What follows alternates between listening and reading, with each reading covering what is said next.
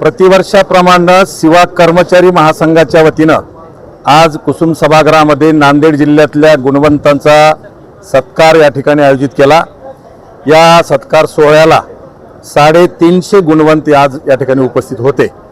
गेली 29 वर्षापासून सेवा कर्मचारी महासंघाच्या वतीनं ही परंपरा गुणवंत विद्यार्थ्यांच्या सत्काराची चालू आहे आणि त्याचा यावर्षीचा भाग म्हणून सन्माननीय विशेष पोलीस महानिरीक्षक शहाजी उमाप साहेब उद्घाटक म्हणून उपस्थित होते आणि इतर मान्यवरी या व्यासपीठावर होते। विशेष सत्कार म्हणून डॉक्टर गोविंदराव नांदेडे यांचाही सत्कार करण्यात आला आणि UPSC मध्ये देशात 283वा क्रमांक घेऊन जो क्वालिफाय झालेला आपल्या जिल्ह्यातला भूमिपुत्र असलेला ऋषिकेश रामकिशन पालिमकर यांचाही सत्कार करण्यात आला। आणि या निमित्तानं मी माझ्या वतीनं सेवा संघटनेच्या राष्ट्रीय शाखेच्या वतीनं सर्व गुणवंत विद्यार्थ्यांचं अभिनंदन करतो, त्यांच्या भावी कार्याला हार्दिक हार्दिक शुभेच्छा देतो आणि आपल्या माध्यमातून अशाच प्रकारची गुणवत्तेची परंपरा